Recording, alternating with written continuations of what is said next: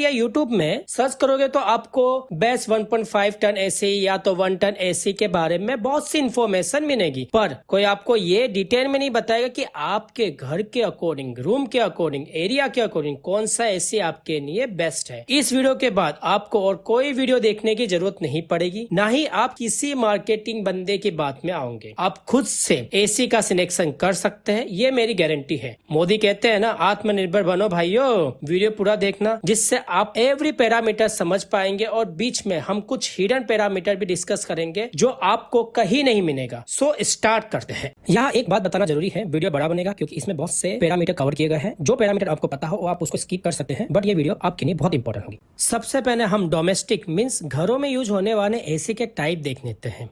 पहला window AC, दूसरा split AC, तीसरा पोर्टेबल एसी। विंडो एसी नाम सुन के ही पता चल गया होगा कि ये विंडो में आता है और ये एक ही यूनिट में आता है, जिसमें एसी के main component compressor, condenser, cooling coil सब एक साथ होता है। एक यूनिट में होने के कारण इसका प्राइस कम होता है, बट इससे रूम में आवाज ज्यादा आती है, सो आपकी रात की नींद खराब हो सकती है। स्प्लिट एसी ये 2 यूनिट में आता है, एक इंडोर यूनिट और एक आउटडोर यूनिट। इंडोर यूनिट जो रूम के अंदर लगता है जिसमें कूलिंग कॉइल होती है। आउटडोर यूनिट जो रूम के बाहर लगता है जिसमें कंप्रेसर और कंडेंसर होता है। एसी में कंप्रेसर ही वो है जो आवाज करता है, सो स्प्लिट एसी में वो बाहर होने के कारण आपके रूम में कोई आवाज नहीं आएगी, आप चैन की नींद सो सकोगे। स्प्लिट एसी 2 यूनिट में होने के कारण उसका प्राइस ज्यादा होता है और इंस्टॉलेशन कॉस्ट विंडो एसी से ज्यादा होता है, बट ये एनर्जी एफिशिएंट भी ज्यादा होता है। अब बात आती है पोर्टेबल एसी। इसके लिए कोई स्पेशल इंस्टॉलेशन की जरूरत नहीं पड़ती है, बस उसका एक एग्जॉस्ट पाइप होता है जो आपको रूम से बाहर रखना है, जो गर्म हवा को बाहर फेंकने का काम करेगा। बट इसकी कूलिंग कैपेसिटी विंडो और स्प्लिट एसी से बहुत कम होती है और ये एनर्जी भी बहुत खाता है, इसलिए जहां इंस्टॉलेशन ना कर पाए विंडो या स्प्लिट एसी का, वही इसका यूज करना सही होगा, जैसे कि बेसमेंट।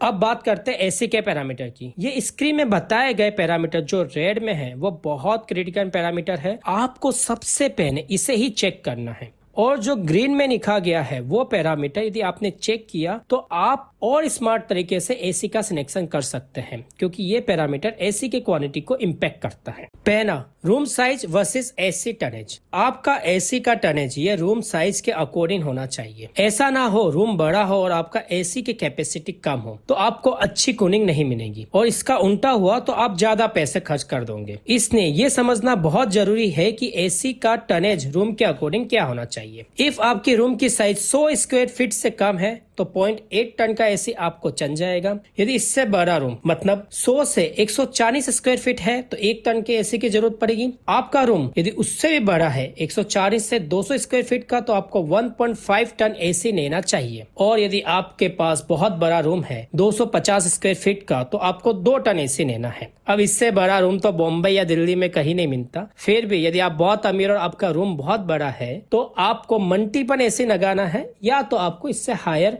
टनेज 2.5-3 टन का एसी लगाना है। ये बेसिक है जिसके बारे में सबको पता है और ये आइडियल कंडीशन में ही सही साबित होती है, बट रियलिटी कुछ और होती है, क्योंकि आप लोगों का घर का लोकेशन, एनवायरमेंट सबका अलग अलग होता है। तो आपको ये सारी बातें भी ध्यान में रखना है। आपका रूम क्या डायरेक्ट सनलाइट में आता है? क्या आपके रूम में 4 या 4 से ज्यादा लोग रहने वाले हैं? क्या आपका रूम टॉप फ्लोर में है? क्या आपके रूम में हीट सोर्स मतलब हैवी कंप्यूटर है? क्या आपके रूम में बहुत बड़ी खिड़की है या पुअर इंसुलेशन है? क्या आपका एरिया हाई ह्यूमिडिटी वाला है जैसे बॉम्बे या चेन्नई? या आपका एरिया का टेम्परेचर 40-45 से भी ज्यादा है जो इंडिया में नॉर्मल है? इफ ये सब है आपके एरिया में तो आपको थोड़ा ज्यादा टनेज वाला एसी लेना पड़ेगा जो स्क्रीन में बताया है। मतलब 120 स्क्वायर फीट के लिए 1 टन, 150 स्क्वायर फीट के लिए 1.5 टन, 200 स्क्वायर फीट के लिए 2 टन। देखा, आप यदि सिर्फ स्टैंडर्ड साइज के अकॉर्डिंग एसी टनेज नहीं लेते हैं तो आपको अच्छी कूलिंग नहीं मिलती। ऐसे ही हिडन बातें हम इस वीडियो में आगे बताते रहेंगे। सेकंड, एसी टनेज और कूलिंग कैपेसिटी।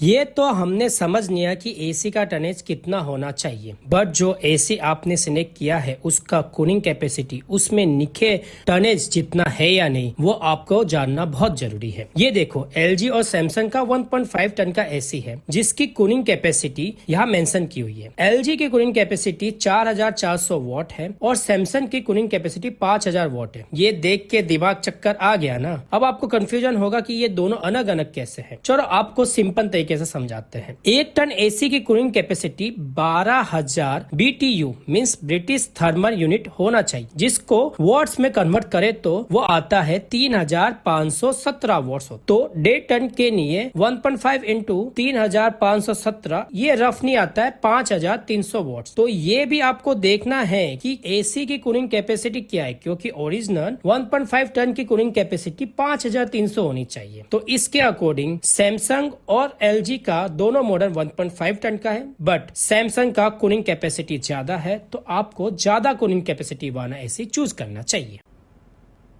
तीसरा, स्टार रेटिंग।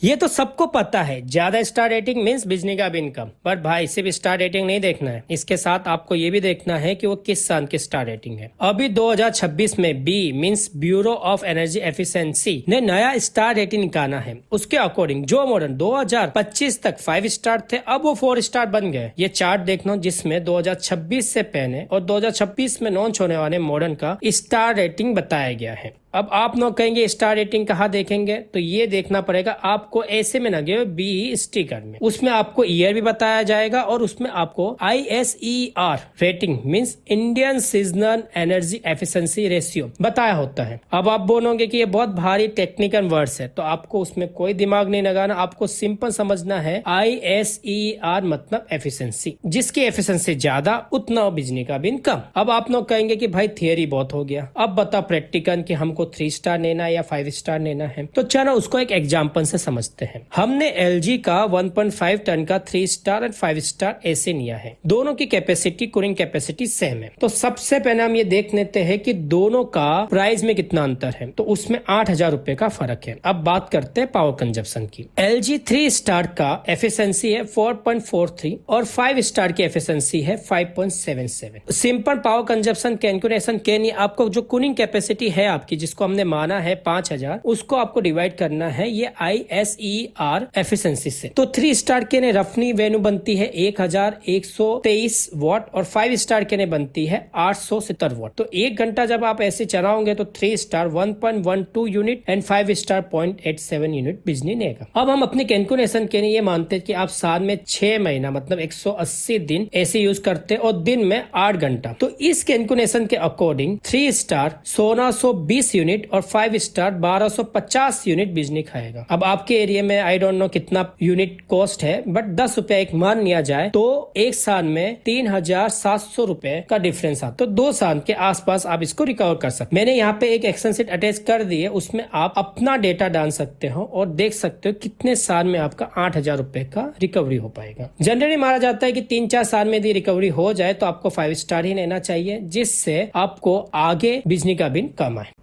चौथा, कंप्रेसर।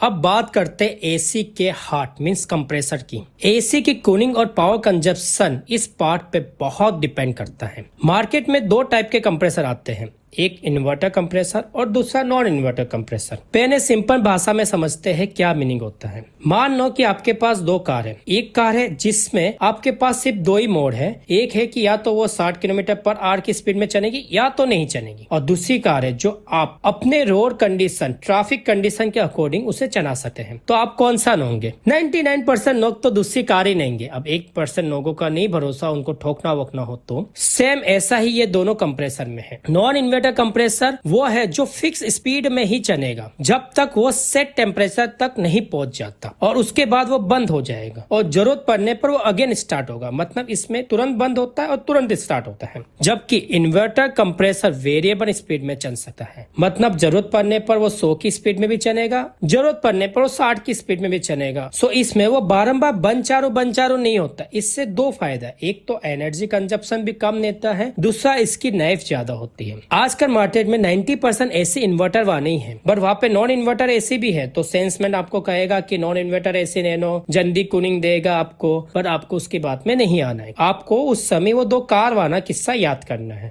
अब बात करते हैं हम वो ग्रीन वाले पैरामीटर की।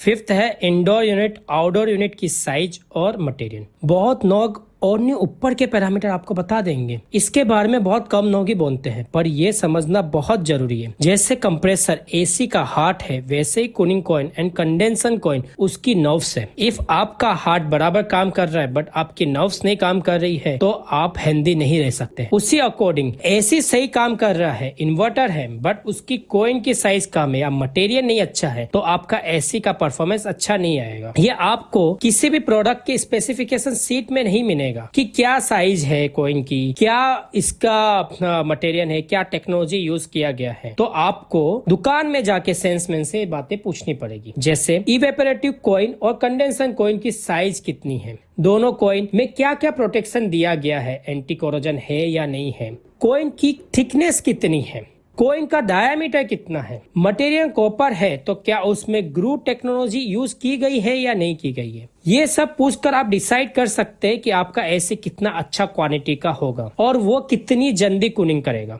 अब आप लोग कहेंगे कि ऑनलाइन में कैसे पता करें, तो मेरे भाई आप कंपनी की वेबसाइट में जाइए और रिसर्च करिए कि ये पैरामीटर क्या है। वहाँ पे जनरली कॉइल साइज नहीं बताई जाती, तो आप इंडोर यूनिट और आउटडोर यूनिट की साइज भी देख सकते हो, तो उससे आपको आइडिया मिल सकता है। बट नाइनली ट्रस्ट नहीं करना। 30-40 हजार का इन्वेस्टमेंट हो रहा है तो थोड़ा शॉप में जाओ और थोड़ा पता करो कि ये सारे पैरामीटर क्या है। 6.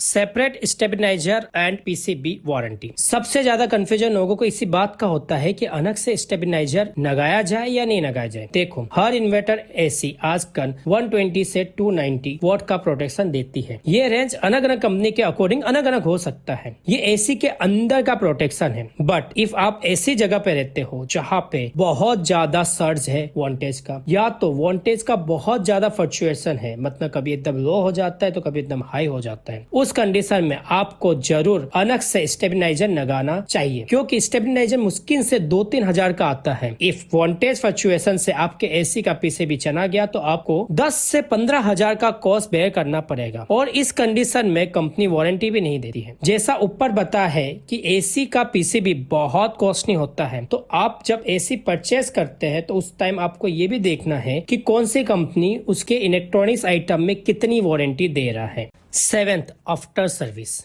एसी परचेस कर लिया और हो गया, ऐसा नहीं होता। एसी को टाइम टू टाइम सर्विस करने की जरूरत पड़ती है। सो आपको ये भी ध्यान रखना चाहिए कि आप जो कंपनी का एसी ले रहे हैं उस कंपनी की सर्विस आपके एरिया में अवेलेबल है या नहीं। यहाँ ऐसी service means only coil cleaning नहीं है। सर्विस मीन्स पीसीबी, कंप्रेसर या कोई क्रिटिकल पार्ट में यदि प्रॉब्लम आती है तो आपको क्या आपके एरिया में वो पार्ट रिप्लेसमेंट मिल पाएगा, या आपको उसको रिप्लेस करने के लिए ऑथेंटिक सर्विसमैन मिल पाएगा। सो स्टार्टिंग में कुछ पैसा बचाने के लिए आप किसी भी कंपनी का एसी मत परचेस करिए। आप पहले जान लीजिए कि आपके एरिया में कौन सी एसी कंपनी का सर्विस अच्छा है। 8. इंस्टॉलेशन। इस बात को हर कोई इग्नोर करता है और सोचता है कि हम बाहर से एसी का इंस्टॉलेशन कर देते हैं। भाई, जैसे ही आप अनऑथराइज्ड पर्सन से इंस्टॉलेशन करोगे उसी दिन फर्स्ट डे आपकी वारंटी खत्म, क्योंकि कंपनी कहती है कि यदि आपको इंस्टॉलेशन करना है तो आपको ऑथराइज्ड पर्सन से ही इंस्टॉलेशन करना है। आजकल कंपनी थोड़ी स्मार्ट भी हो गई है, फर्स्ट इंस्टॉलेशन के लिए वो कोड भेजती है जिससे आप ऑथराइज्ड पर्सन से ही कराइए। बट कुछ कंपनी ऐसा नहीं करती है तो उसका भी इंस्टॉलेशन आपको ऑथराइज्ड पर्सन सही कराना है। वह 200-300 रुपया बचाने के लिए आप अपनी पूरी 5 साल या 3 साल की जो भी वारंटी देते हैं वो खो बैठोगे। और इंस्टॉलेशन करते समय यदि ऑथराइज्ड पर्सन आ रहा है तो आपको एक बात बहुत इंपॉर्टेंट ध्यान रखनी है कि उसके पास वैक्यूम पंप होना बहुत जरूरी है, क्योंकि एसी की पाइप में रेफ्रिजरेंट फ्लो करता है। यदि उसके अंदर हवा रह गई तो आपकी एफिशिएंसी एसी की डाउन हो जाएगी। तो सबसे पहले उस पाइप से आपको हवा को बाहर निकालना होता है, जिसके लिए वैक्यूम पंप लगता है, और उसके बाद ही रेफ्रिजरेंट अंदर डाला जाता है। यदि सर्विसमैन के पास वैक्यूम पंप नहीं है या तो वो बोलता है भैया छोड़ो ना, इससे कोई फर्क नहीं पड़ता, तो वो काम चोरी कर रहा है। इस बात का सबसे ज्यादा ध्यान रखना, ये बात बहुत कम लोग आपको बताएंगे। इसके अलावा आप लोग एसी में किस टाइप का फिल्टर दिया गया है वो भी चेक कर सकते हैं। Naik 10 filter, PM 2.5 filter, active carbon filter, antibacteria filter जैसे फिल्टर आते हैं। एसी के लिए 10 फिल्टर और PM 2.5 फिल्टर सफिशिएंट है, जिससे धूल मिट्टी आपके कूलिंग कॉइल में ना जमे और परफॉर्मेंस डाउन ना हो। इफ आपका एरिया बहुत पोल्यूटेड वाले सिटी में है जैसे दिल्ली, तो आपको अलग से एयर प्यूरिफायर लगाना चाहिए। अब एयर प्यूरिफायर का सिलेक्शन कैसे करें उसका वीडियो मैं पहले बना चुका हूँ, वो आप ऊपर आइकॉन में देख सकते हो या तो डिस्क्रिप्शन में उसका लिंक रख दिया गया है। इस वीडियो में मैंने स्मार्ट फीचर को कैप्चर नहीं किया है क्योंकि मेरा पूरा फोकस एसी के परफॉर्मेंस पैरामीटर में रहा था। इफ आप लोगों को वो चाहिए कि स्मार्ट फीचर क्या क्या होते हैं तो उसके लिए अलग से वीडियो बनाएंगे। कमेंट करिए। On the best for searching your best AC by yourself.